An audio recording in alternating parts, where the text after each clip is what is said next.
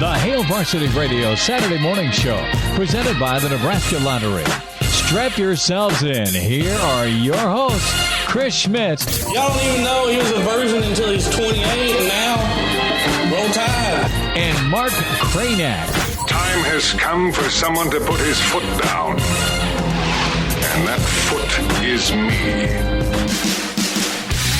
Welcome to it, Hail Varsity Radio on the road this morning. We're at Woodland Hills. Chris Schmidt, Mark Kraynak, Elijah Herbel. Staring out to the driving range and also some of the practice green region. A little dewy this morning.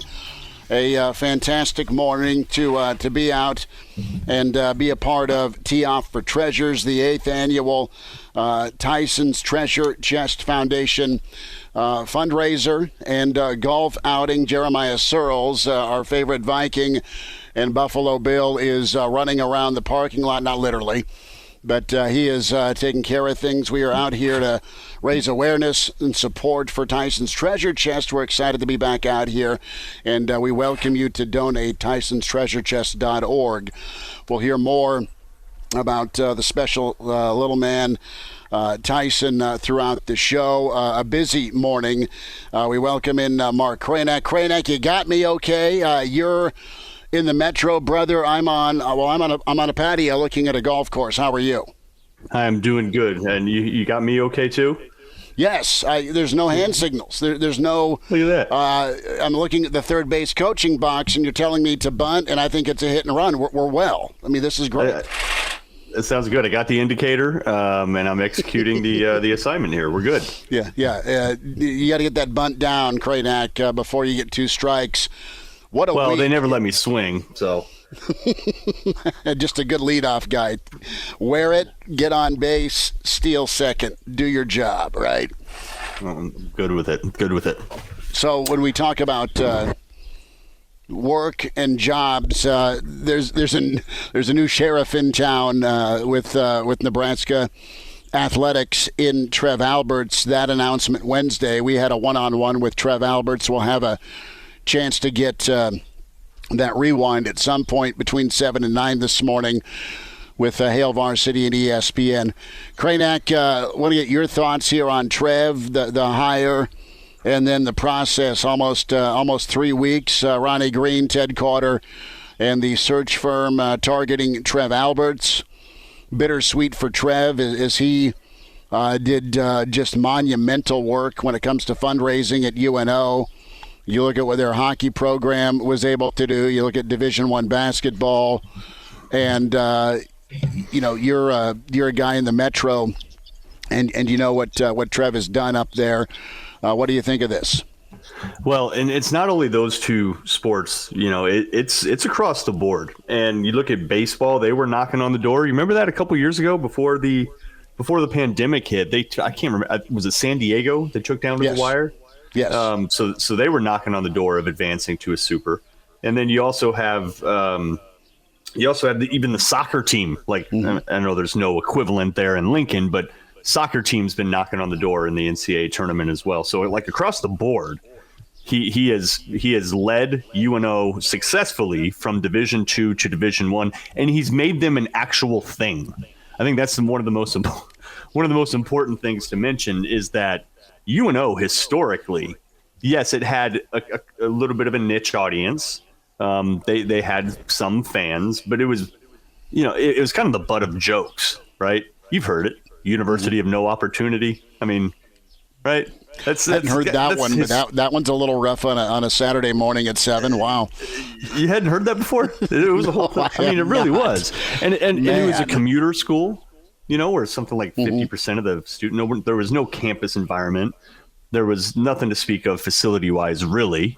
So now that's you got all a Jarbin Village, and it's just flourishing. Yeah.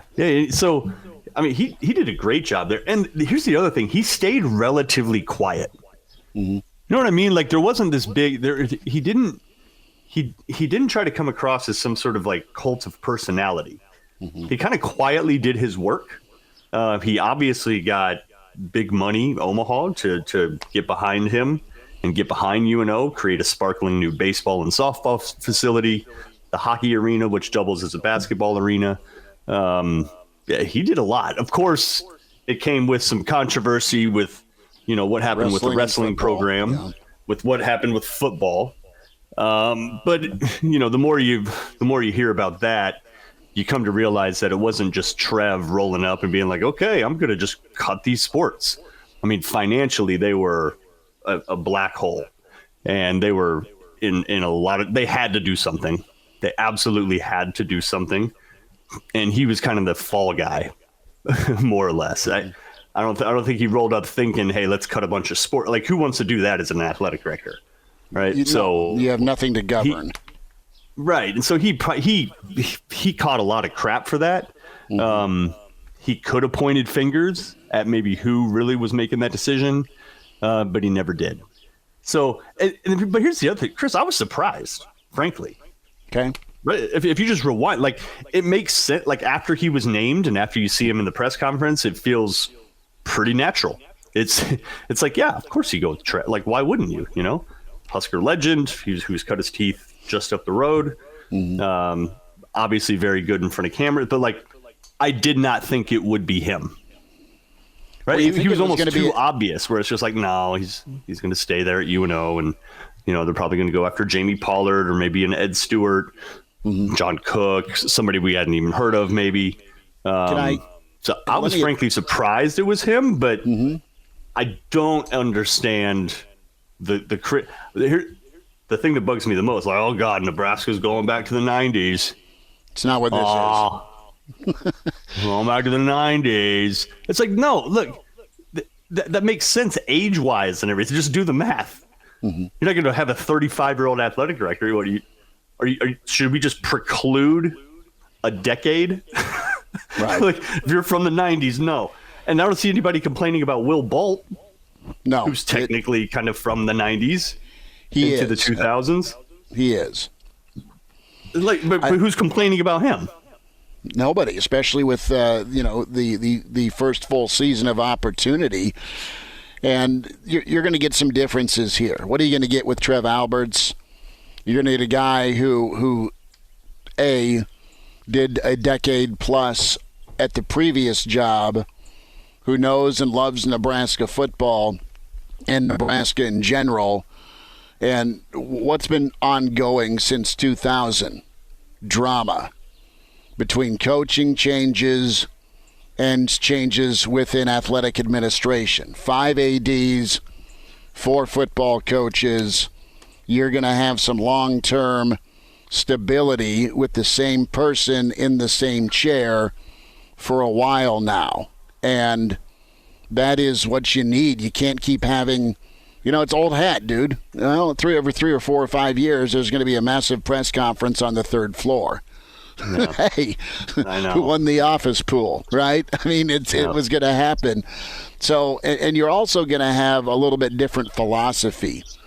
And while Trev's been very adamant about not being a micromanager, he is going to be an on-site, in-person boss for football, for basketball, for soccer, whatever.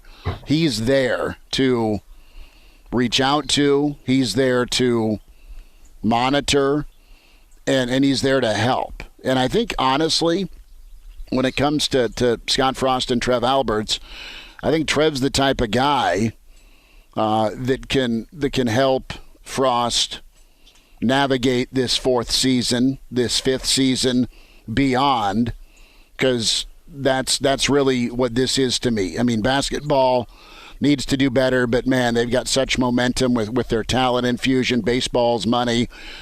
John Cook's incredible. His culture's impeccable. And the way he runs his team when it comes to training, execution, and results is second to none. Okay, so what's the elephant? The elephant's football. When does football start getting better on Saturdays? When does football start winning in the Big Ten after being in the league a decade?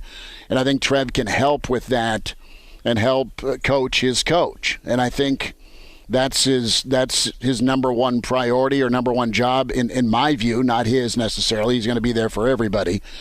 But what type of assistance can you give to football and their staff that that can help them kind of get over the hump, because I think the state wants this to work with who's currently in charge running the football program. And if you can get some breaks and get some wins, man, it can be really awesome again. And I think Trev can help him get there.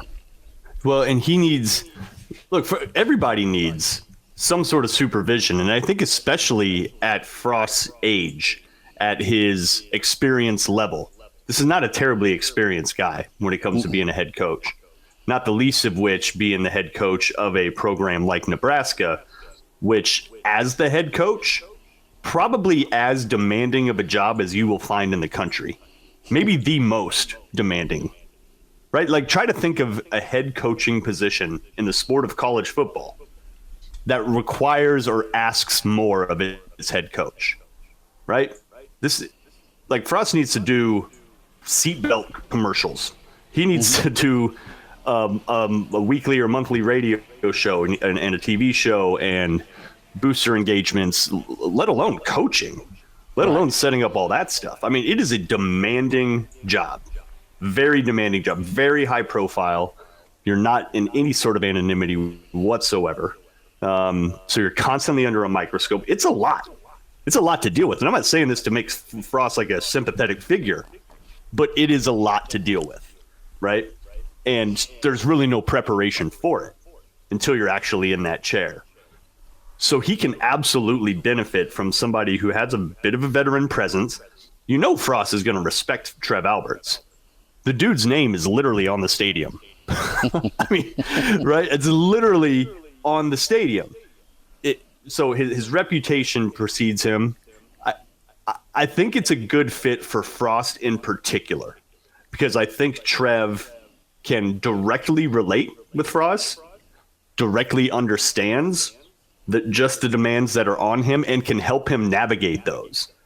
I would guess if you were to sit Frost down and really talk through kind of everything that's happened in his first few years and what he's learned, I bet you he's a little disoriented. Oh, you gotta be. Like, dude, I don't, I need to, he probably needs some help. Literally needs some help. And you need some confidence, right? And you're going into year 4. You've got a murderous schedule. You have Dennis Dodd cranking out, you're number 1 with a bullet on the hot seat, which I don't believe. I mean, you got to perform better. You got to win, and you'll have an opportunity to take care of that. But I don't think whatever happens in 2021, unless every game is like the 2017 Ohio State game, I don't think you're gonna. And I don't want a change. I want to see this new relationship, this new boss and football coach work together to, there's a blueprint back to the 90s, your topic, right? That blueprint worked and worked well, and that blueprint works well in Tuscaloosa when it comes to a certain process and standard. And, you've got incredible talent down there, but it's about how you go about your business. Trev Alberts gets that. Scott Frost gets that. They were a part of that. And that's the element of the 90s that is a perfect formula, right? And look, it has nothing to do with the 90s, right? It has to do with just a way of going about business. It just happened to really come to fruition and really pay dividends in the 90s. You know what I mean? But it has nothing to do with like that era itself. It has more to do with, no. When you fully commit to this way of doing things, which is being a developmental program, right? And doing that better than anybody. When you boil it all down, that's really what it is, isn't it? Like, be a developmental program and do development things better than anybody.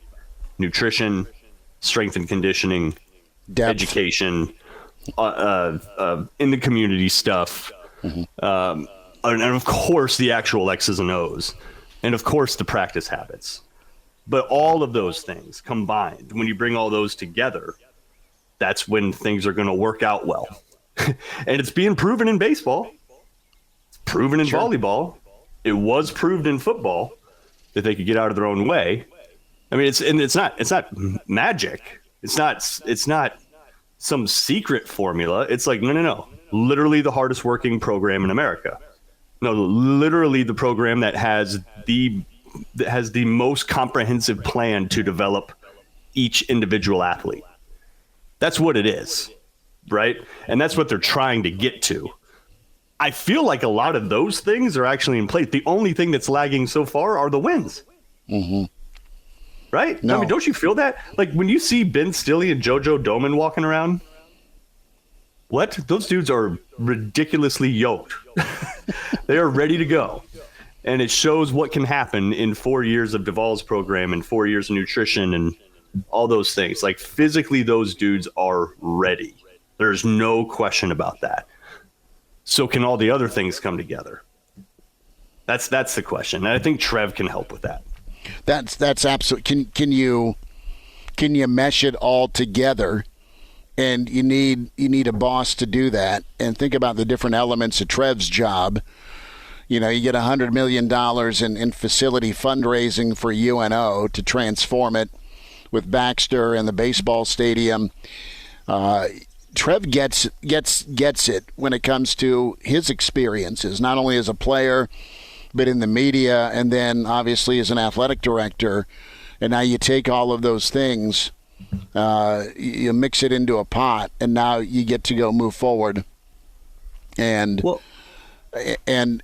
help manage your coach. We're going to go to the phones real quick. Tom's with us here on Hail Varsity Radio Weekend. We're out here at Woodland Hills, Tyson's Treasure Chest, Tee-Off for Treasures, the 8th annual here. Tom, thanks for calling in. Go ahead. Hey, thank you, Chris.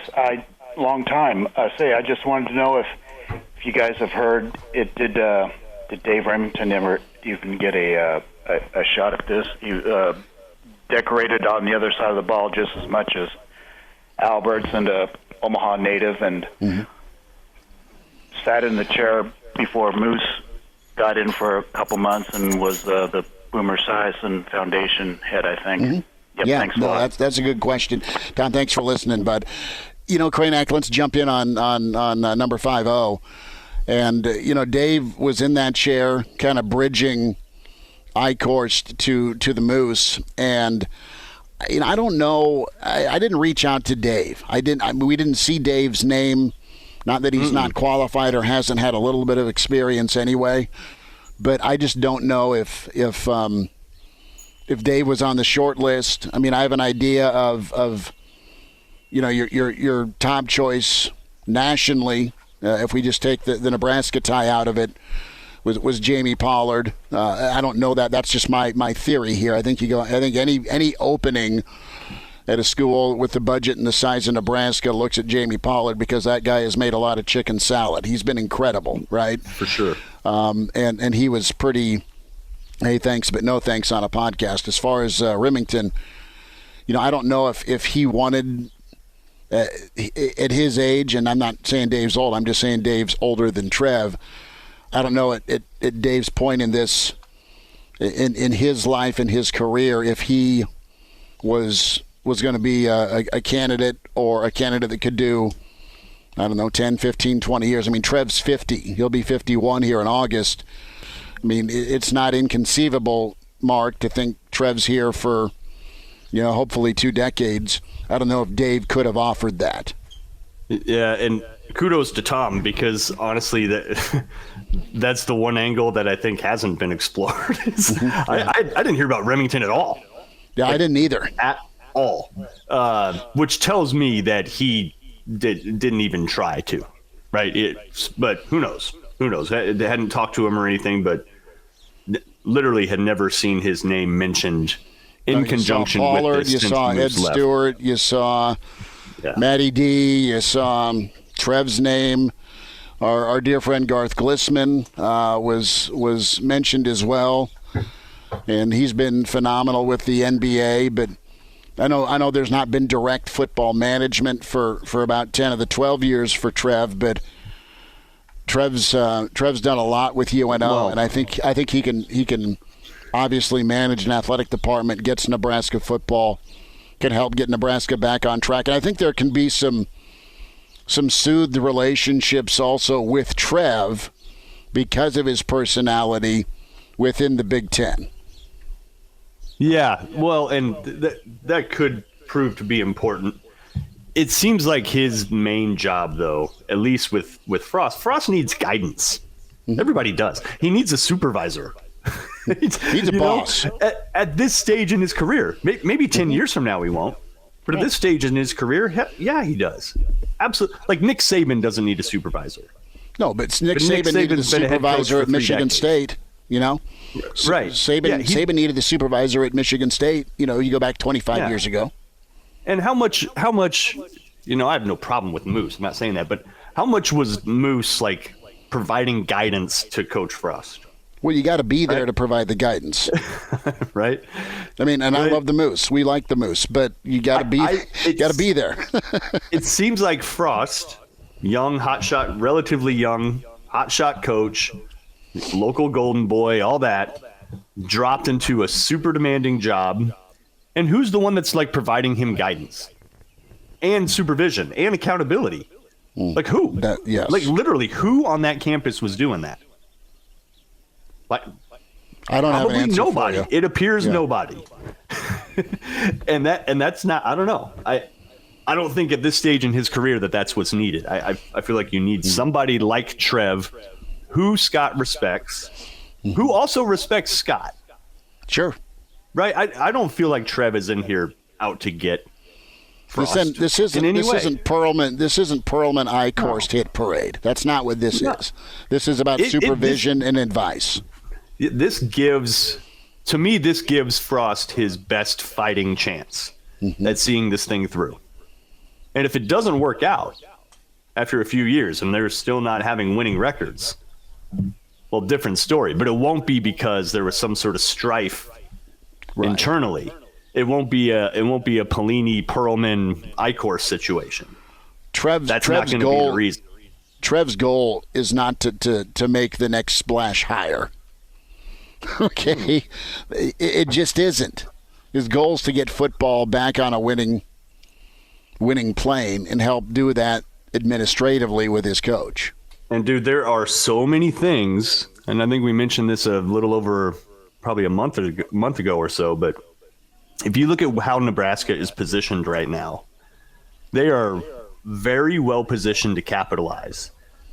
Name, image, likeness obviously is taking off. Don't think that that's not going to make waves, right, throughout the recruiting world, where it's just like, wait, hold on, their quarterback's got what?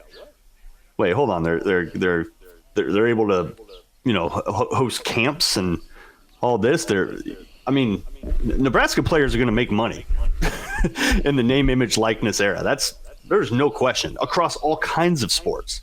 So Nebraska's well positioned there. Then you have the playoffs.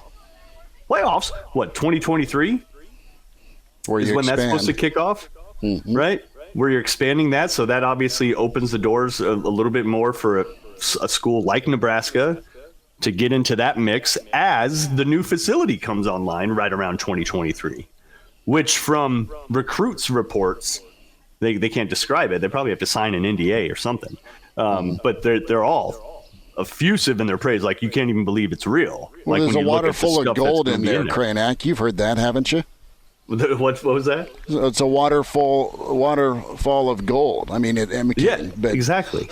It's sweet. You just get to drape yourself in it. It's amazing. You dip yourself in gold and then sell yourself online. It's great. But you look at all those things. Brand new facility that's unprecedented. Name, image, likeness will continue to mature and kind of get, you know, I'm assuming some sort of regulation around it, but Nebraska players are going to make money. There's a lot. And the playoff expansion. Those three things alone, Nebraska is so well positioned to capitalize on that. You know, if it doesn't work, like all those, there are very few schools that are going to be able to tout all those advantages. Very few. So if Nebraska can capitalize on that, pretty nice. Not bad. I'm going to run down Sirles here. We are out at Woodland Hills. Tee off for Treasures, the 8th annual golf tournament fundraiser. Tyson's treasurechest.org. Say it, fight it, cure it. And a little backstory about Tyson, a little boy who loved football, loved Nebraska football. And today's all about honoring and remembering Tyson. And the mission of Tyson's Treasure Chest to put happiness back in the hands of children fighting cancer and illness. And they achieve that by creating a large toy chest shaped like a treasure chest. And it's filled with stuffed animals, blankets, other items. And these chests are donated to hospitals that treat childhood cancer and disease. All the chests are handmade by Liz and Austin Chambers, Tyson's folks, and they're constructed from solid oak. We bring on Jeremiah Sirles.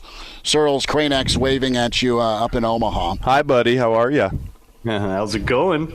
Oh, just another day in the life here. Beautiful golf course, good weather. Hopefully I can hit them straight. Yeah, you're going to need to because your partner didn't have a good round yesterday. You got the bad round out of the way. That's right. It's important. Jeremiah, thanks for having us again. Can't thank you enough. Jeremiah Sirles, Husker standout and a longtime NFLer.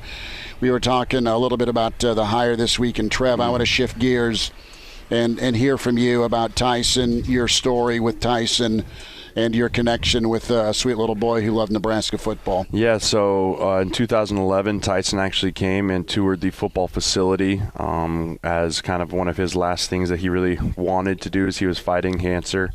And there's a big group of us, myself, Amir, Rex, Will Compton, Tyler Legate, all kinds of guys. The original picture is really cool to see.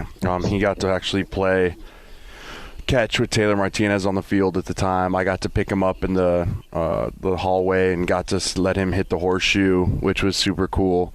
And for me, it was just an instant connection with him and his family. And so when he actually passed later on, it hit me extremely hard. I stayed really close with Liz and Austin, and as I moved into the NFL, I got closer with the foundation, and then my wife and I are now on the board of directors for the foundation, and we're now in our 8th year of the golf tournament here, which is amazing. We went from when we jumped on it in year 6, we were getting our last people to sign up at the door, and we sold out in 48 hours this year, which was incredible. And the momentum for the event picks up more and more each year. The support picks up more and more each year, and we're just so thankful for everyone, guys like yourself that continually come out, and people that just have continued to come out and support the cause is really fun. Well, and what joy Tyson's Treasure Chest has provided to so many boys and girls, little ones battling pediatric cancer. Yeah, the whole reason we're out here is to raise awareness for a terrible disease that takes our children way too soon, and the more money we can raise, the ability for a little boy or little girl to go into the children's hospital and pick a toy that is theirs, not a toy they have to give back, not a toy that they get someone else's use. It is theirs. It's in a box. It's brand new, whether it's a stuffed animal, action figure, puzzle, something that they want, they choose, we think is extremely valuable. Liz and Austin lived that life in the children's hospital, and so they saw the needs of what those places need, and so we just want to continue to fight the fight, raise money for research, and just continue to try and find a cure. TysonsTreasureChest.org is where you can log on and donate, and you heard about Tyson's story with Jeremiah Sirles here and a lot of the outreach that Nebraska football's done for a long time, but lifelong connections and beyond with Sirles. Kraynak, go ahead and jump in here, buddy. Yeah, I was just going to say, Jeremiah, a little bit more on the proceeds. And you mentioned that, kids get to pick out toys on their own. So that's at Children's in Omaha. Is that the sole location? Is it also elsewhere? And how is that going? Like, how much more help is needed to fill up that chest? Yeah, so we fill them up yearly. They get drained yearly, which is really sad if you really think about it, that there's that many kids in and out of that place. But we fill them up yearly. But what's great now is we have enough chests at Children's in Omaha that now we're looking to expand. I did some work with Kyle Rudolph at the Children's Hospital in Minnesota. We're reaching out to them to see if maybe we can break into there. There's Sanford Health in South Dakota. Zach Zenner, my partner, he was a big partner there. So I'm going to reach out to there, and we want to start expanding. We want to start getting them as far as we can, as many children's hospitals as we can. And so every dollar that we raise here goes into research, or it goes into building those chests and pumping full of toys. And so we just continue to do everything we can as a board to show people that this is a grassroots started here in Nebraska, going to end here in Nebraska, but every dollar we make goes directly towards these kids, goes directly towards fighting cancer, and it's such an important cause because there's just not enough money and way too much research that needs to be done. Jeremiah Sirles with us on Hail Varsity Weekend Roadshow. TysonsTreasureChest.org is where you log on. Tee Off for Treasures, the 8th annual tournament here to promote Thanksgiving and an outreach to Tyson and little boys and girls like him that are battling a horrific disease. Say it, fight it, cure it. And that little boy or girl that's in the hospital that needs a little bit of joy in their life, they have that toy or blanket or that's provided by Tyson and Tyson's family, and Tee Off for Treasures so incredible. Sirles, you've been so great with this outreach for a number of years. Go ahead, Mark.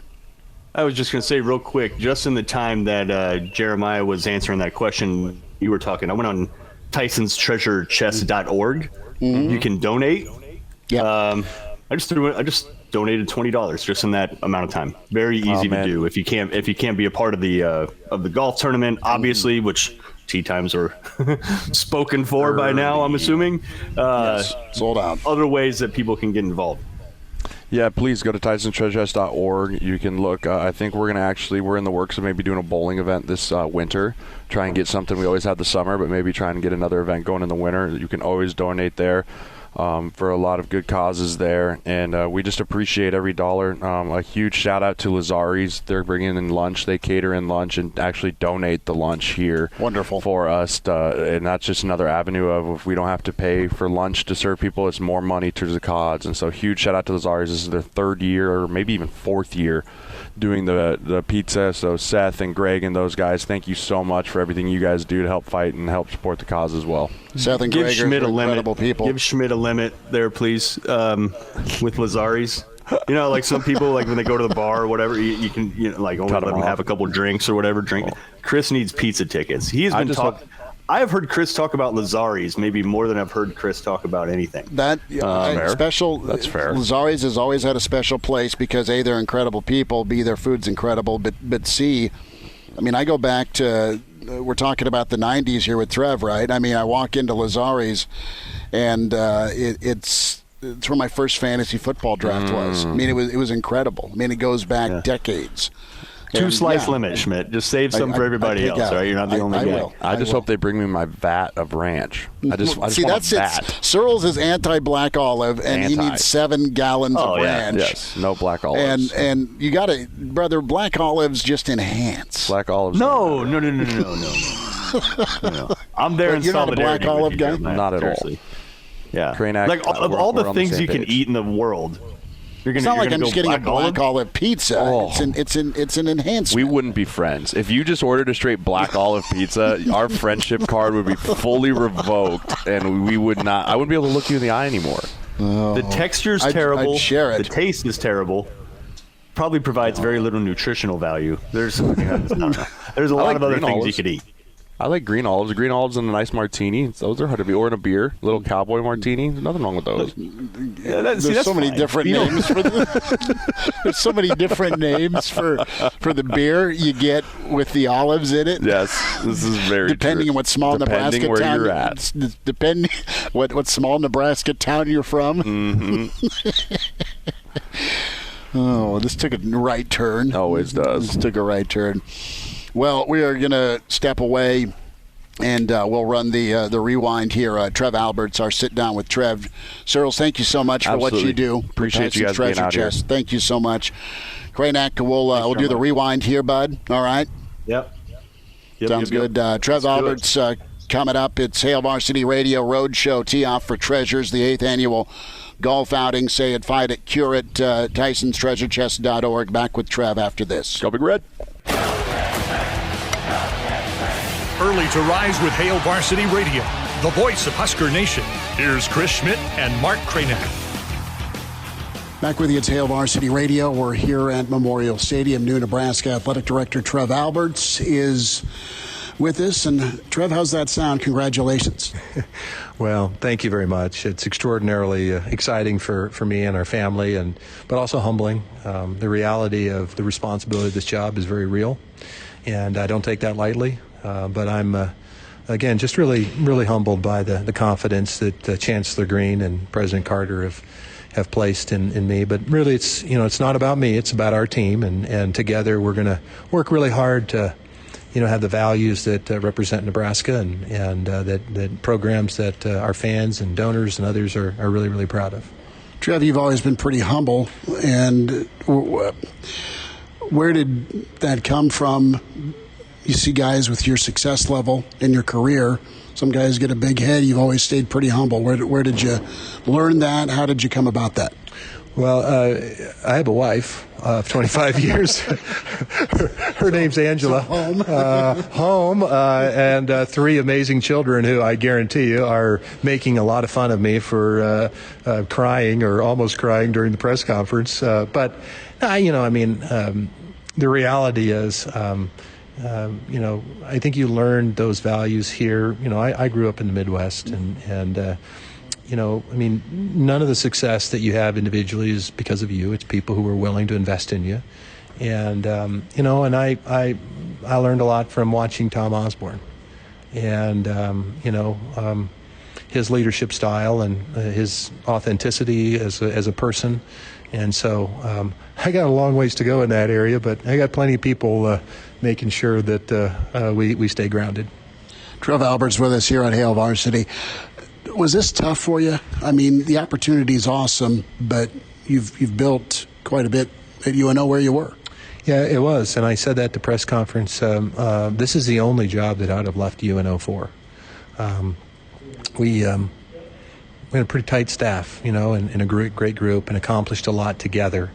But this is my alma mater. But I just wanted to work for the University of Nebraska. And so those 12 years, while it wasn't in Lincoln, I worked for the University of Nebraska, and I was really honored and privileged to get to do that. So, I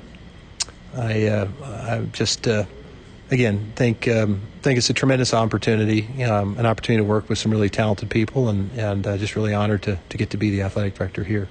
You were interviewed. You kind of laid out 4 key points during your press conference today about what's important to you when it came to a couple of key questions Ronnie Green asked you.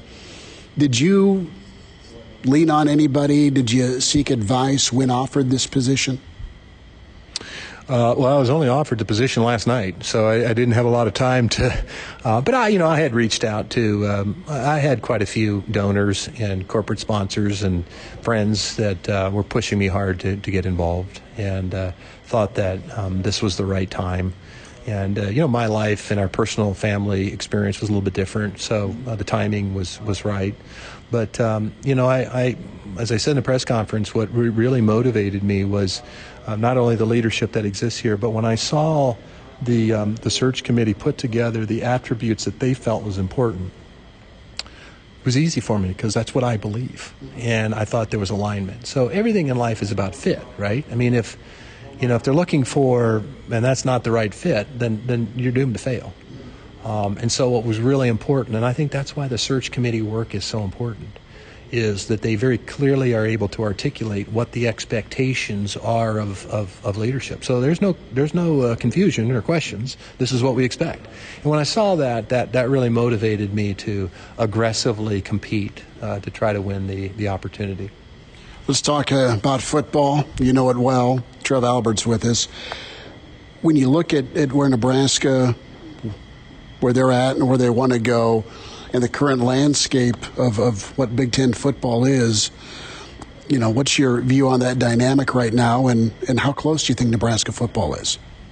Well, it's, I haven't spent a whole lot of time. I've been watching from afar. Obviously, I'm a fan. I'm a fan of Scott's and a fan of our staff. But, clearly, we got work to do. You're talking about, one of the premier conferences in America. You're talking about aspirant institutions, academically and others, who also give out scholarships and have a vision and significant resources. And so, I think the Big Ten needs Nebraska to be successful. And I think, Nebraska needs the Big Ten to be successful, right? I mean, I think we need to do our part. We need to earn it. Nebraska's not entitled to success. Just because we've had success in the past doesn't mean it's guaranteed in the future. There's an awful lot of hard work and effort, consistency that went into creating previous success. So we got to get back to that. But we'll do our part. We'll keep getting better. And I think, we need to just focus on those fundamental things rather than how many wins or this or that, the fundamental things about what ultimately leads to the outcomes that you desire, which are wins and losses. I mean, it's small, incremental process, just holding yourself accountable. And eventually, if you keep doing the right thing over and over and over again, it'll break for you and good things will happen. Your experience on the football team as a captain, as an All-American, as one of the greats to play here, what were you able to take from that day-to-day process to now when it comes to administration and now as athletic director? How does that transport? Well, I mean, in our experience in watching coach, and there was a level of security. I mean, being comfortable in who we were. There was transparency. There was very open, honest communication internally and externally. I think today about how different it is. I remember when Coach Osmond would walk off, and I understand why you have to do this, but walk off the practice field. Yeah, it looks like Clinton Childs sprained his ankle. I'm not sure how long he'll be out. It's different now, right? And I understand that, but I think, I just think some of those lessons about, we had tough days too, and staying unified through the tough stuff. There's a quote that I love. It happens to be by an Admiral Stockdale. And it was basically like, never lose faith that ultimately you'll prevail in the end. But you have to have the discipline to confront the brutal realities of your current position. So he's a prisoner of war. The reality is, I think sometimes we need to have the courage to confront the brutal realities of where we currently reside in administration and every one of our programs.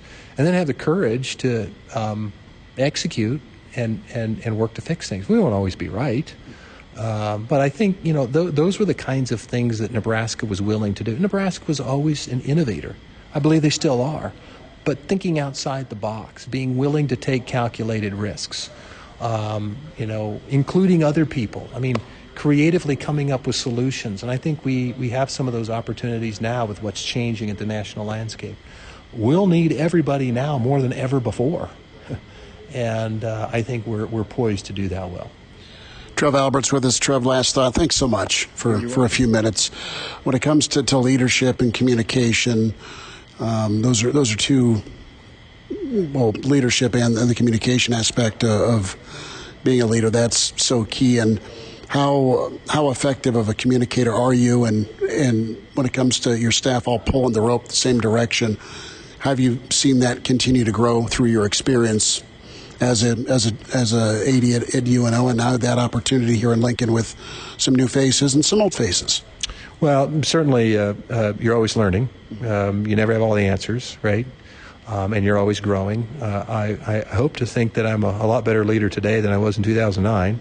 I certainly hope that 4 years from now I'm a better leader than I am today, because I think there's a lot of people I can learn from in the department as well. And so, I think that. Again, I keep going back to trust, but when people have a level of trust and they know, I want people to have enough trust that they have autonomy in decision-making, that they can go out and make a difference, right? I'm not a micromanager. I want people that are experts in individual areas, and we want to empower those people to go, and if, I don't care who you are, if you have an idea that can make us better, they ought to have the opportunity to come and express that, and we'll dive in and examine it. So, I just think leadership, just because leadership's not about bossing people around. It's about inspiring people to dream, to do something bigger than they thought they could do. That's what Coach Osborne did for us. We attempted the absurd. Why would Nebraska is going to win a national championship? But he inspired not just football players, he inspired the rest of the athletic department to dream even bigger. And I think that's part of what leadership is as well. It's not bossing people around. And by the way, just because you have a title doesn't mean you're really the athletic director. You have to earn that. You have to earn people willing to follow your leadership. And that's on me. Trev, thanks so much for the time. Good to see you again. Thank you so much. Appreciate you being here. The Hail Varsity Radio Saturday morning show, presented by the Nebraska Lottery. Strap yourselves in. Here are your hosts, Chris Schmidt. Y'all don't even know he was a virgin until he's 28, and now, roll tide. And Mark Kraynak. Time has come for someone to put his foot down. And that foot is me. Hail Varsity Radio Saturday morning edition. Nice to have you alongside as we hit hour number 2. Mark Kraynak alongside Elijah Herbel, correct? Elijah, you there? Yes, I'm here. Thank goodness. That would have been very awkward. It would have been awkward otherwise. Schmidt has a tea time for Tyson's Treasure Chest. It's the annual golf tournament fundraiser out at Woodland Hills. And, Schmidt's doing his part. Probably going to hit for par today, most likely. Oh, if you think? I mean, he could. Like I said, it's a scramble. I'll give him the benefit of the doubt. Yeah, right. Like that course doesn't play too difficult, I don't think. Well, did you hear they moved the tees back because everyone did too well last year, so they moved back to the far tees. See, plays right into Schmidt's long strength. So that's only going to help him. Tyson's treasurechest.org is where you can go on and support. If you do support, what happens with your money is that money goes towards the purchase of new toys, new nice toys that literally go into a chest at Children's Hospital, and kids that are fighting pediatric cancer can pick out a toy that is theirs, that they get to keep, which isn't often the case in some of those environments. And they're looking at expanding as well. So if you're interested, Tyson's treasurechest.org. Let's bring in Brandon Vogel, managing editor for Hail Varsity. Brandon, good morning. How are you, sir? I'm doing well, though I wonder, I watch Major League Baseball players conduct interviews while the game is going on, so I don't know why Schmidt can't be here for this second hour and play golf at the same time, but it's fine. We'll soldier on. Well, you also see the perils of keeping somebody mic'd that's kind of intense and likes to respond with vulgar language. That's the concern here. Oh, okay. That's fine. It's best to avoid the FCC. Yep, right. Exactly. It's a family show, so we don't necessarily want to go there. But I do like the idea if we can get Schmidt to just kind of mute and chill out on the 4-letter words. Brandon, I don't know if you heard, but Trev Alberts, you remember him? Former linebacker. He got a new job at the university. What do you think? First of all, were you surprised it was him?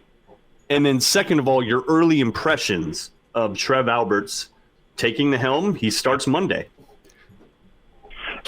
I was a little bit surprised. I mean, he's kind of been one of the first names that comes up when Nebraska has been in this spot, and it's been in this spot too often for how long his name has been coming up. You typically don't want to see that much turnover at an athletic director spot, but here we are. I just kind of felt like that ship had sailed a little bit, and it wasn't because he wasn't a good candidate. It's just, it hadn't happened.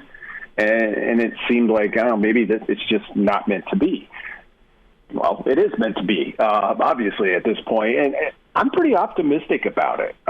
You look at his tenure in Omaha, and we all know about the difficult decisions that, for a certain section of people, and I totally get it, is just that's kind of beginning, middle, and end of the story with him. But when you look at Omaha athletics and how that program has been totally reshaped and is modernized, I come away optimistic about the hire. And I was a little bit, just with the timing of this and how things happened, I didn't know that this Nebraska job could command the level of candidate that it would in better times. Alberts kind of jumps between those two groups for me. Like, I think he's really near the top of what they could have gotten, I think. Brandon Vogel's with us here on Hail Varsity Radio. And Brandon, my question to you is whenever Bill Moose left, he released that statement that essentially said, I believe I've set a solid foundation for the future of Nebraska athletics. So do you think that Trev Alberts has been set up well for this gig by what Bill Moose left behind for him, or do you think he's got some fixing to do still? There's some fixing to do still, but there's a lot of things that are kind of checked off. So facilities are underway. We know there's still some funds to raise for that, but you don't have to engineer that whole project yourself. So that's good. There's a lot of new hires that are in place in terms of coaching staff, and not just the big ones. Some of the other sports as well. So you've got a little bit of runway there in terms of having to make any decisions or changes, unless you want to, as the athletic director, determine that. So I think this specific setup does set up Trev Alberts as to come in and really kind of focus on a department-wide culture, and I think that may be the piece that's missing here. So he does have the freedom to really be like, okay, we're going to set that foundation, because we're not out here trying to like, oh, hey, we want to have a new facility in the next 5 years. We need to get going on that. So it does end up, I think, with the new AD coming into a mostly beneficial situation. Brandon, now that we're a few weeks removed from the Moose tenure at Nebraska, do you think you can give a rating on the Moose tenure? I'm thinking on a scale of A to F, with A obviously being like a 4.0 GPA, F being bad. Yeah, I mean, I could give it a grade now. I still think so much of it is going to be determined by what happens with those marquee hires. And that's kind of the game for athletic directors. It's the difficulty of this job, because there's so much to it beyond that. And you can do a really good job in all of the other aspects, but if you get the right hire wrong, that's all that matters. And you end up, back in the job market just because, hey, the football coach that you put in all the work and did all the due diligence and really thought was right, for whatever reason, it wasn't right. Or it could be the basketball coach, at a different school. So, right now with where things are at, I'd probably have Bill Moose in the C+, B- range, and we'll adjust from there based on what happens primarily with football and basketball. Yeah, and that's totally fair.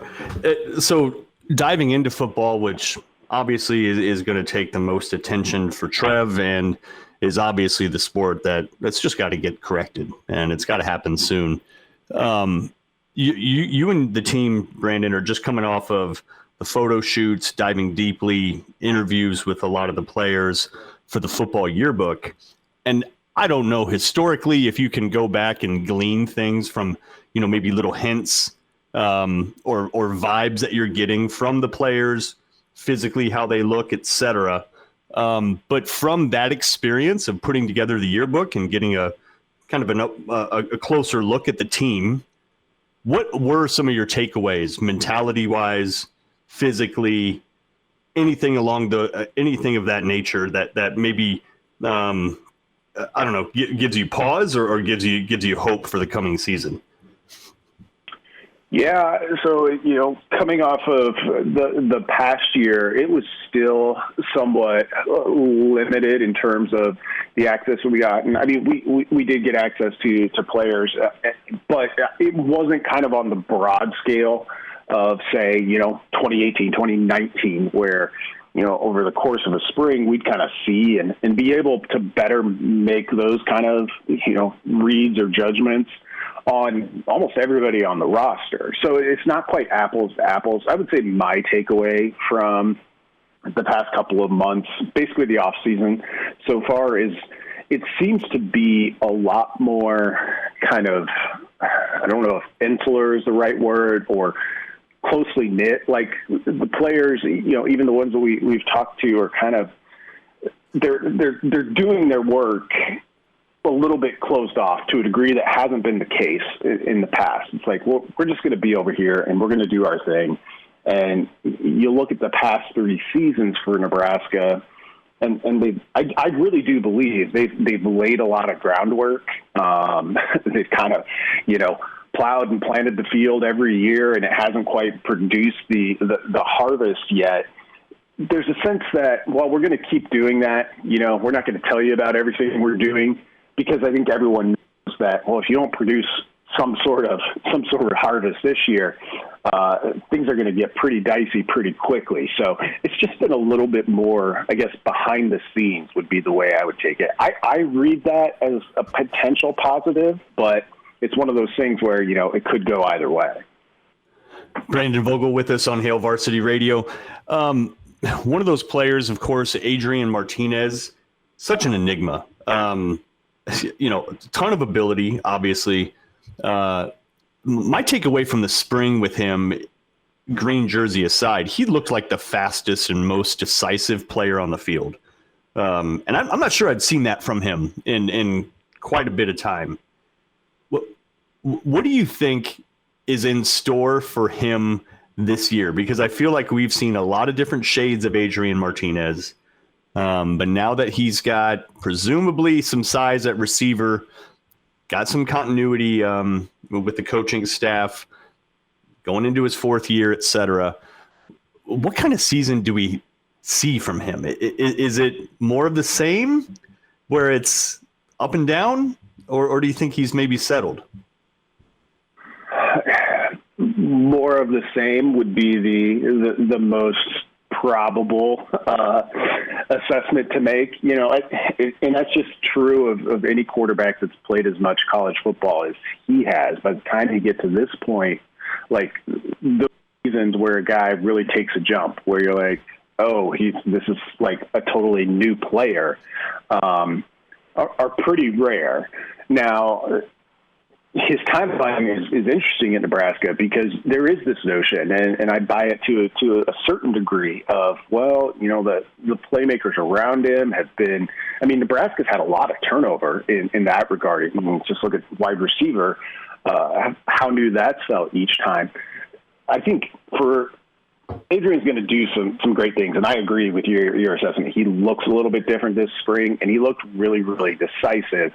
I think how we evaluate his year, when we arrive in December and Nebraska is hopefully still playing football, will largely determine, is the rest of the offense able to work around him? Can you benefit from that decision making? Because the turnovers part of it, I maintain that the interceptions, quarterbacks are going to throw some interceptions. Those aren't the real problem. It's kind of holding on to the football and the fumbles, because those numbers get really scary when you sit down and look at them.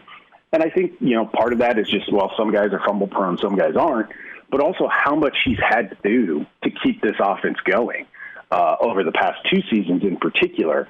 And really the only way to avoid that is, well, just to avoid it. Don't make him have to do that much labor to keep the chains moving, to move Nebraska down the field. If they get to that point, yeah, we could end up at the end of the year where, Adrian Martinez is a viable all Big Ten candidate at quarterback. It's just there's so much outside of his own control, I think, that has to happen.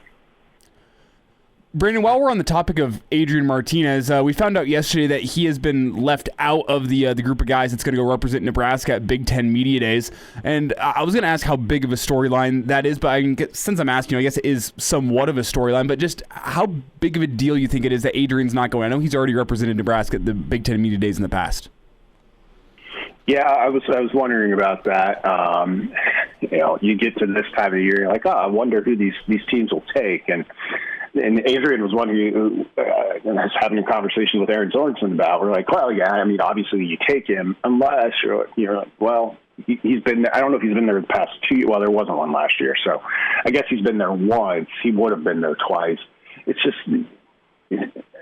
we've had so much access to him that it's kind of you're just rehashing things to a large degree. So I wasn't totally surprised. I don't read into anything, the fact that he's not going, other than it was like, Yeah, people would talk to Adrian a lot, and I mean, and the program itself relies on him to kind of be the voice for football. When they have these things where it's like, well, we need one player to do this, who's going to do it? It's typically Adrian. So the group they're sending, I think, makes sense. It's a little bit interesting. Austin Allen, I think, will be great there. And then you've got two other guys on the defensive side, which when you look at Nebraska's kind of depth chart, makes some sense. They've got a lot of experience on that side of the ball. Brandon Vogel is with us on Hail Varsity Radio. Switch over to basketball real quick, where you get Verge from Arizona State as a late transfer, a surprise transfer to join Fred Hoiberg in the 2021-2022 edition of Nebraska ball.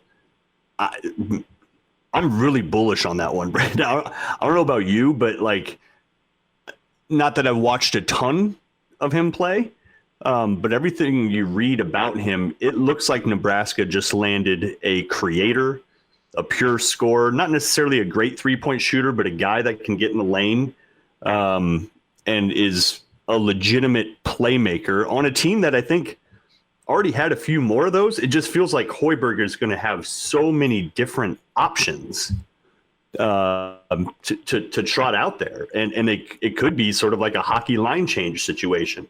What's your take on kind of the construction of the roster and the addition of Verge? Yeah, I like him a lot too, and credit to Jacob Padilla who kind of nailed this after Banton elected to stay in the draft. Jacob wrote a really good story on HailVarsity.com, kind of laying out the options of they have scholarship room if they want to add somebody, and then 3-4 days later, that's exactly what they did. And I think one of the most intriguing things about Hoiberg is his ability to identify these players who can really do a lot of things. Like they've had a couple of players who are specialists, like they'll fill a specific need, but they just have a way of getting these guys who probably have a lot of room before they're hitting their ceiling, but you can look at it and see, okay, all the tools are there. I guess that's the way to put it.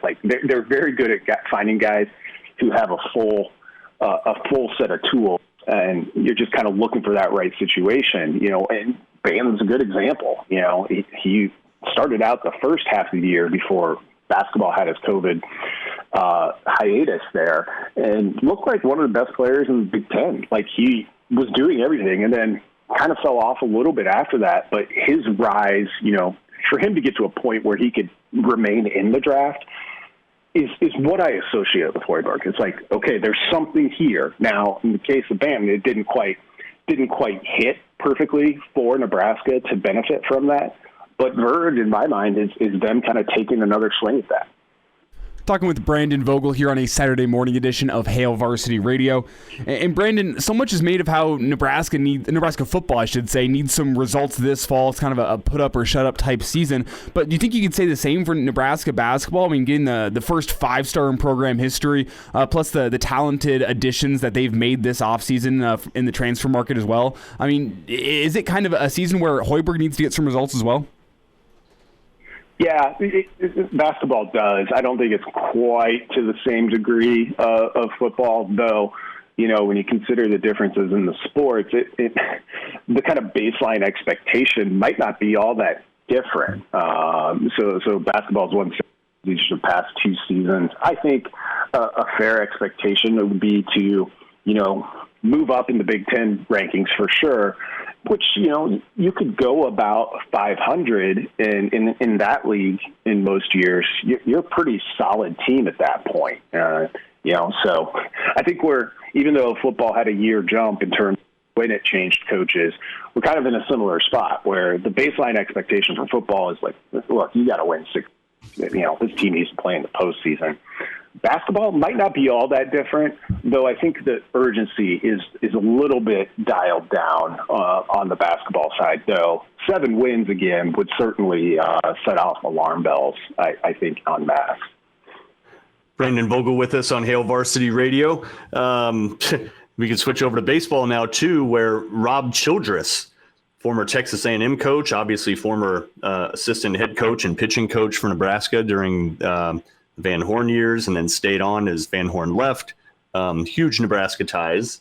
Comes back as director of player development. Brandon, I don't know about you, but when that happened, when he got pushed out at Texas A&M, I did think, I was like, I wonder if he'd come back to Nebraska, but I dismissed it after like 2 seconds. I'm like, no, he's not going to. No. And then here he is. The guy's coming back. Your take on that, and then what he could actually bring to Nebraska and what that portends for the baseball program.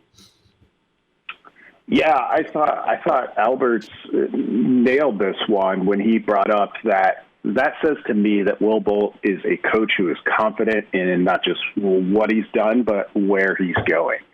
And that's true.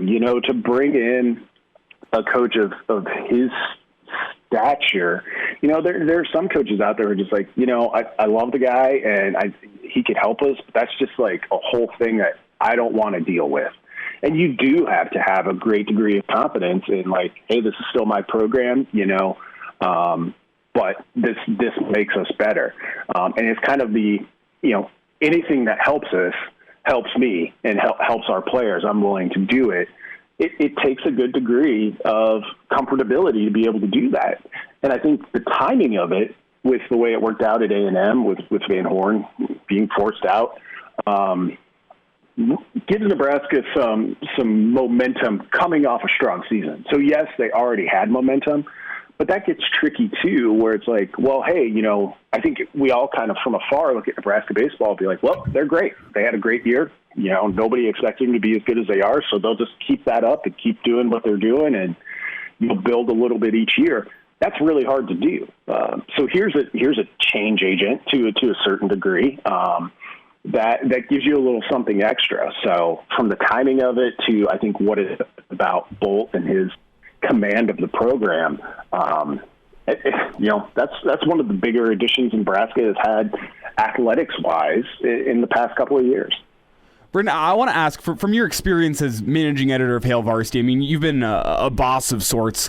So when you see that Will Bolt has been kind of the inferior to Rob Childress first as a player, and then as a coach, Childress being the superior over him. Do you worry about that dynamic of now Childress coming to Nebraska, and now Will Bolt is kind of the superior, and he's the guy in charge, and Rob Childress is going to be the one following direction? I don't. I mean, I think always, no matter kind of what line of business it may be, you always have to pause around that notion. But I think Van Horn at this point in his career, if he was worried about that, he probably doesn't take the gig. And the fact that Bolt wasn't worried about it kind of, takes us back to the confidence thing again. So I look at it as a chance to really build something great in terms of Nebraska baseball, to get it back to where those two were at when they were here together the first time, potentially. I mean, I think that's the play, right? Nebraska is a good baseball program. We looked at it when it came into the Big Ten and be like, well, it should be the class of the Big Ten. And that hasn't folded. But the Van Horn willing to come and to take that role specifically tells me that he, who just, spent however many years playing SEC baseball, Big 12 and SEC baseball, which tends to dominate the sport, sees that, hey, that ceiling for Nebraska, like how you felt about Nebraska baseball maybe in 2004 or 2005 when they were, going to College World Series, that's still there. And I think that's a pretty powerful message to reinforce. Branded by Van Horn, you mean Childress, right? Yes. Sorry. Yes. People driving around like, really? Van Horn back? Yeah, not that part of the SEC. Just a little further west. No worries, man. It's early in the morning. I mean, my God. And you're the father of an infant. It happens. I just wanted to make sure people understood. Although let's not rule it out. I mean, Trev Alberts the AD now. Like, look out. Well, yeah, why not? Maybe next year. Yeah, exactly. Well, maybe if Arkansas is another disappointing outing in the NCAA tournament again. See, yeah, well, exactly. All right, Brandon, appreciate your time this morning. Thanks a ton. And God, just a couple weeks away. Big Ten Media Days coming up, and then fall camp opens up. It is going to be exciting. And we'll talk to you again next week, Brandon. Thanks, man. Yep. Thanks a lot, guys. All right. There's Brandon Vogel. And by the way, this is so interesting. Cade Povich, he went 98th overall. Ahead of Kops. That's what I was just going to say. You saw who he went ahead of? He went ahead of Kevin Kops. And I wonder, I'm not a scout, and I think I said this on this show on Tuesday or Wednesday, I'm not a scout, so I don't know what I'm talking about, but I wonder if it's not necessarily the high pitch count type thing, but if MLB teams don't know where they want to put Kops in their rotation in terms of, does he have, he's got the movement of you would think a starting guy in the majors, but maybe they don't know about his longevity. He looks like a tailor-made closer to me, but I guess I'm not a scout. I don't know.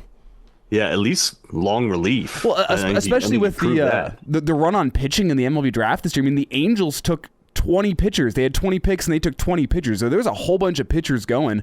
So it is, the National Collegiate Player of the Year going in the third round just seems a little strange to me. Why would they do that when they have Ohtani, who they could just have pitch and then hit home runs every single game? Well, it seemed like a lot of teams were going heavy on the pitchers this year, and maybe it's because the draft got shortened and they didn't think there was going to be as many guys available late like that, or I'm not quite sure, but it was a strange draft for sure in terms of just how many pitchers were going off the board. And I think that's why we saw a guy like Cam Wynn in Nebraska going late in the draft too, because he wasn't getting the most attention around here with being drafted. I don't think people were thinking that was completely out of the question. I don't think people were expecting it either. But he went with still a whole full round left in the draft. I am no baseball scout or expert, but I did watch Wynn pitch bullpen on his way back at Haymarket. I think it was for the Minnesota series. And dude, that his ball hits the catcher's mitt a little differently. In terms of just a raw ability and then just he's an imposing guy. Big guy. I'm not terribly surprised if he was scouted closely where they're like, whoa, this guy's got something. Plus the kind of fire he brings in the mound, always yelling at the batters and stuff. You got to love that. Yeah. Well, and what is he, 6'5", 6'6"? Yeah, I can see why, but pretty good for Cade Povich though. Lefty 6'3", 185 being picked ahead of Kops. He's got a lot of raw ability too. But let's step aside. We got Gary Sharp. We're a little bit late. Gary Sharp, Iron Horse, joins us next. Hail Varsity Radio Saturday morning edition presented by the Nebraska Lottery. Glad to have you back. Yes, sir. You heard me right. Here are the guys, Schmidt and Kraynak. Well, Hector, here's the game plan. You're going to bring us 2 absolute martinis. You know how I like them, straight up. And then precisely 7.5 minutes after that, you're going to bring us 2 more. Then 2 more after that every 5 minutes until one of us passes out. Excellent strategy, sir. Hail Varsity Radio, Saturday morning edition. Hour number 2 rolls on. Mark Kraynak alongside Elijah Herbel. Chris is probably on hole number 3 or 4 by now at Woodland Hills.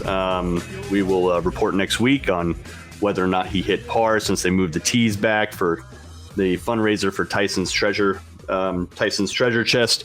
And we bring in Gary Sharp, the Iron Horse, who is the perfect man to talk to on so many topics, but especially this one with Trev Alberts, because Gary has been the play-by-play announcer for the UNO basketball team, and he's done hockey for them. So he's based in Omaha.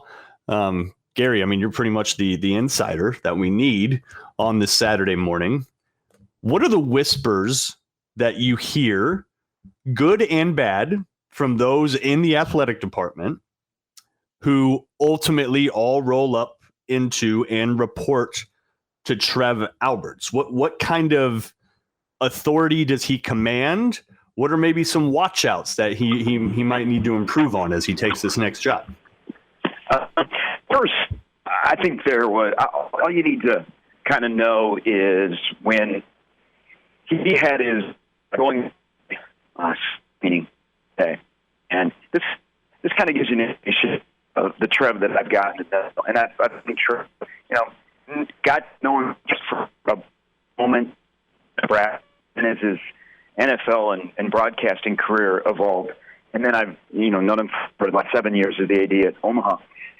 The first thing he had, and really emotional stat in Omaha, a choke. There were coaches and others in the room that choked up. Is the first thing he did is he apologized that they all had to find out about it basically, but how it went is Nebraska was going to book it as a start. And so the press conference at 11 a.m. Hey, real quick, Gary, Elijah, you catching that? Yeah, Gary, you're breaking up a little bit on us. You mind if I try calling you back and seeing if a new connection helps us? Yeah. We'll just try Gary back here. It was breaking up a little bit, but Gary's going to have a lot of insight on Trev. Being around the Nebraska Omaha athletic department, it's a Division I program, but it's also relatively small compared to what Nebraska's going through, or compared to what Nebraska is. And Gary having the kind of access that he's had in and around Trev Alberts, he'll have some insight there, which is important to do. Do we have him back on? Fine right now, and you sounded fine when I was talking to you before the break, but went live, you okay. Up, but let me put you back on the line, all right? All right, there's some behind the scenes. I don't know if everybody can hear that, but we're trying to get Gary back on the line. Yeah, my bad. I freshened my mic off, but we got Gary back. All right. Hey, Gary, sorry. You cut out quite a bit here, but just some insight on Trev overall as a leader and what Nebraska can look forward to. As a media presence, just because of his size, he's 6'4". He kind of commands the room when he comes in. I think the easy part for him was his press conference the other day. It's fantastic in those settings. You can see he has raised hundreds of millions of dollars. Like department, he has a clear voice and a vision on how he explains it and what he wants.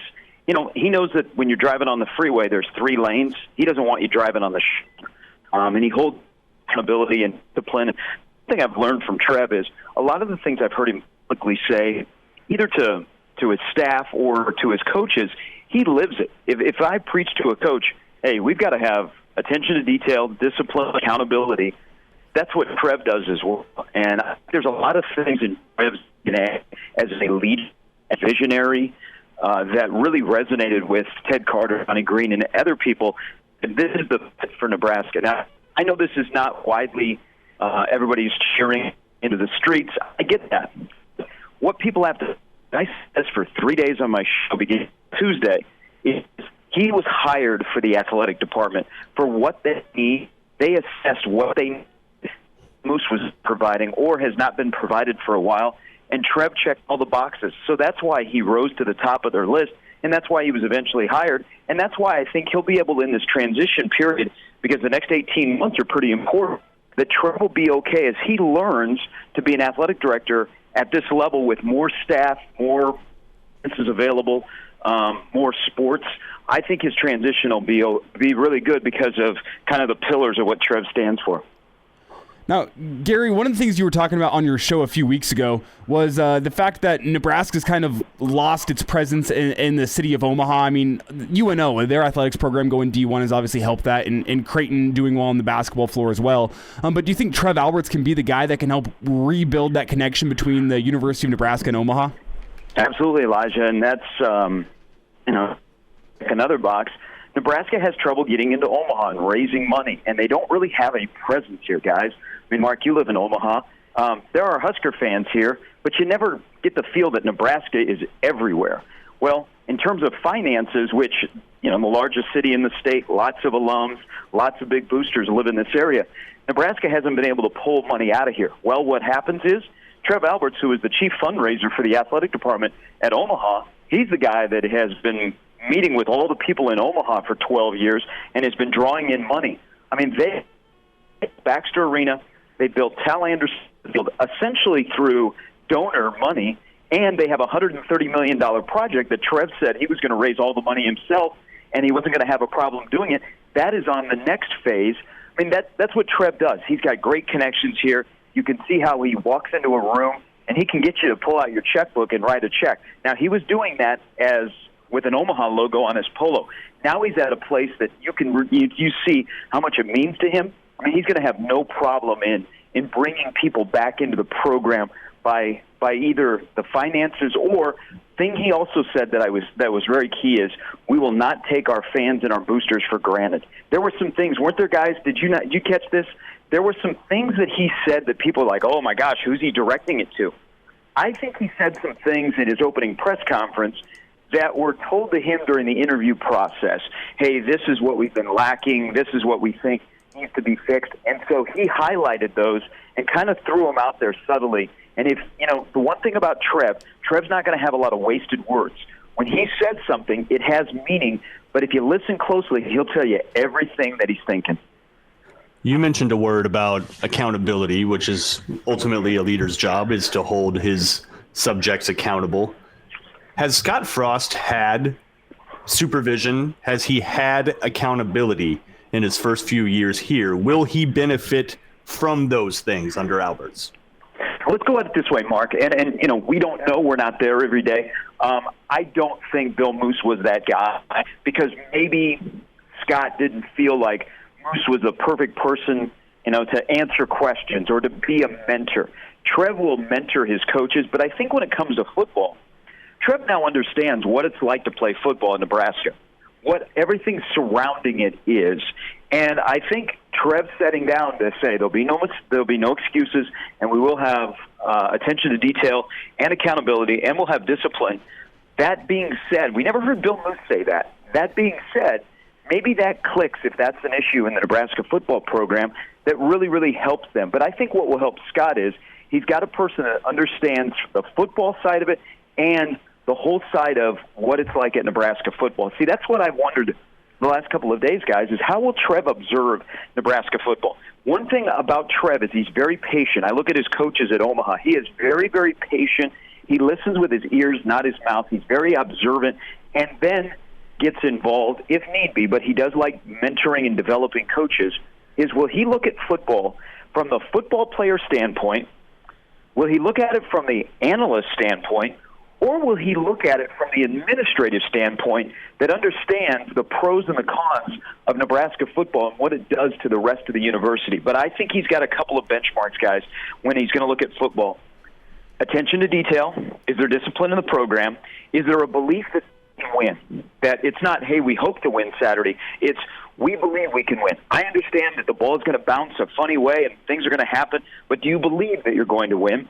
And do you put yourself in a position to be successful? I think those are some of the things that he will look at as the season unfolds. I don't think he'll put a win total on it, but I also think he'll be very patient with football as he understands in discussions with Scott and other people on his staff and players of what maybe ails Nebraska right now, the thing they can't get over, and then maybe offering suggestions on how we can fix that to help the program move forward.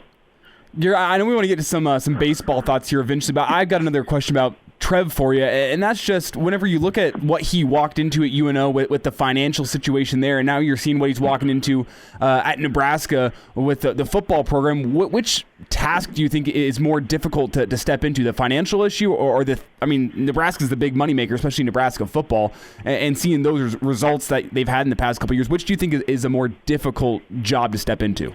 Well, I'm going to say Omaha because that was his first job as an athletic director, and he stepped in, and 2 years later he had to eliminate 2 sports.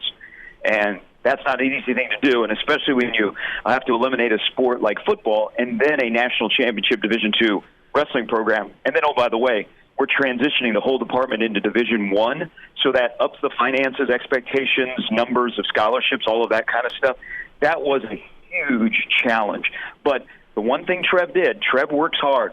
He said that, and anybody that's been around him, he will put in the time. He will grind. You'll see him at late nights. You'll see him at a lot of events, by the way. He is a fan first and foremost. But he also, he will walk out, and he did yesterday. That was his last day at Omaha. He'll walk out of the building, Sapp Fieldhouse, and he's transformed an athletic department. It has all of his fingerprints all over it because he transformed it to what it is today. And there's still some challenges, and there's still some things they have to overcome. But they're a lot different in the kind of phase 2 of Trev's athletic career at Omaha, post the dropping of sports and moving into Division I. I mean, I think that was the bigger challenge. But because he was not afraid to make tough decisions, I think that will show you that he can make the transition to this job in Lincoln, and he'll be able to do it. And you shouldn't go, oh, gosh, here's a guy that's coming from a mid-major program, and now he's taking over Nebraska. No, there's a lot of elements that Trev has in him, and he's done at Omaha, that will benefit him in learning more about Nebraska. So many reasons to have Gary Sharp on our show every Saturday. Also, because of baseball, and your insight on professional baseball. Former front office honcho at the Fort Myers Miracle, which are now the Scallops or something. No. They changed the nickname and they went to the Mighty Muscles. Oh, come on, Muscles. Yeah, and is it like MUSS, right? Yeah, and on that side of Florida, there's not a lot of muscles. Yeah, let's go grouper, let's go snapper, let's go conks. Right? Well, my suggestion when we were messing around with the Miracle name, which was dubbed by Mike Veck and then approved by Bill Murray, we were going to go with the Skunk Apes. Yeah, well, yeah. I mean, why wouldn't you? That was the first thing I just thought of. Perfect. But the reason I bring that up is, and we'll get to Childress in a second, but Cade Povich goes, and I learned about this on your show, so kudos to you on even pointing that out. But Cade Povich goes a pick ahead of Kevin Kopps. And look, Povich, left-hander, 6'3", a lot of upside. I'm not denigrating him by any stretch, but Kevin Kopps is one of the best college pitchers I've ever seen. Nasty off-speed stuff from that guy. How does that happen? Like, what's the thinking there? Well, I think a lot of it had to do with the Twins brought Cade in for a workout last week at Target Field, and being left-handed, they liked his stuff, his fastball, his curveball, his slider, and when the Twins, I don't think probably the Twins didn't think Kevin Kopps was going to be there, but they liked Cade Povich a lot, and they decided to go with him. And Kevin Kopps from Arkansas, who is the Golden Spikes Award winner in college baseball, it's the equivalent of the Heisman Trophy. He goes the pick after, but I'm happy for Cade, and I think probably this week they'll get serious about negotiations. I did not expect Cade to come back, but what a week for Nebraska baseball. People, the announcement of new athletic director kind of overshadowed everything, but Will Bolt had a fantastic week, whether it be Rob Childress, whether it be the draft, whether it be two guys drafted in the first 3 rounds. I mean, it's good to be Will Bolt these days. Gary, the name we were talking about at the end of last segment, we got about a minute and a half here before we got to wrap, is Cam Wynn going to the Phillies at the tail end of the draft. That was a bit of a surprise to me. Was that a surprise to you? Maybe where he was drafted, but not that he's going to sign, because I think he was just ready to move on and play pro baseball. But that kind of shows you, and another thing, Nebraska kept the recruiting class from this upcoming year, which includes Drew Christo, Chase Mason, and C.J. Hood. I think when you win and you get attention, a lot of scouts pay attention to you. I think this is what it's supposed to be, guys. Nebraska baseball, if you look at the really good teams, they have had numerous players drafted, and especially that 05 team that had 2 guys drafted in the first 3 rounds, and Alex Gordon and Brian Dunsing. So that's how you hope it's going to be year in and year out, is that they're going to be turning over guys in the draft because scouts are attracted to Nebraska's program, 1, because there's good players, and 2, they know they're being coached the right way. So I hope that continues a trend. And if you look at the talent, and I'll throw in Max Anderson is having a great summer in the Cape Cod League, that talent pool is going to continue to churn for Will Bolt. I mean, their expectations for next year just have now started to go through the roof. Now that you keep your recruiting class and you're going to add a couple of guys out of the transfer portal, I would start selling season tickets to Nebraska baseball right now. Gary Sharp on Hail Varsity Radio. Gary, we appreciate your time. We got to wrap, sir. Quick question. Jackson Hallmark, coming back or not? Still up in the air. But, boy, if he comes back, that's a lock preseason top 25. Yep. All right, Gary, appreciate your time, man. We'll talk to you next weekend. Thanks, guys.